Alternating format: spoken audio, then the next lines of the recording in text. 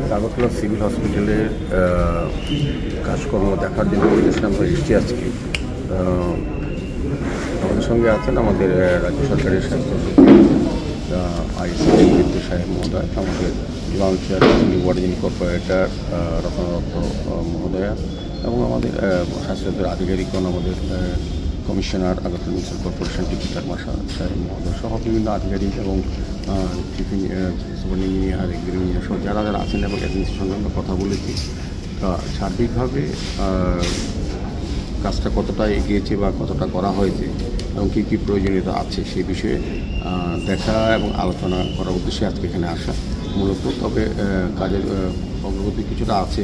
আমি বলব যে আগামী 3 মাসের মধ্যে আমরা জনসাধারণের কাছে তুলে দিতে পারবো ব্যবহারের জন্য হসপিটালটা। মূলত আগরতলা শহরে দুটি মেইন যে হসপিটাল জিএমসি এবং টিএমসি হসপিটালের লোড কমানোর জন্যই মূলত এটা করা হয়েছে। আমাদের আগরতলা পৌর নিগম এলাকার এই বিভিন্ন ওয়ার্ড থেকে যারা পেশেন্টরা আসেন, বিভিন্ন হসপিটালে যান, জিবি হসপিটাল বা টিএমসিতে, তারা সাথে এখানেই সুযোগ পান স্বাস্থ্য পরিষেবা গ্রহণ করার। তো সেই দিকে লক্ষ্য রেখে আমাদের রাজ্য সরকার, বিশেষ করে রাজ্যের মাননীয় মুখ্যমন্ত্রী প্রফেসর ডক্টর মানুষের বিশেষ আগ্রহ এবং উদ্যোগ আমি বলবো এটা।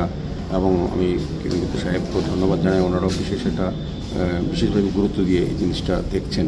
তো আমরা চাইব যে যত দ্রুত সম্ভব স্বাস্থ্য পরিষেবা এই হসপিটালের মাধ্যমে যাতে আগরতলা শহরবাসীকে বিশেষ করে প্রদান করা যায়, সেদিকে আধুনিক বিজ্ঞানসম্মতভাবে সমস্ত ব্যবস্থাপনা রেখে এই হাসপাতাল তৈরি করা হচ্ছে।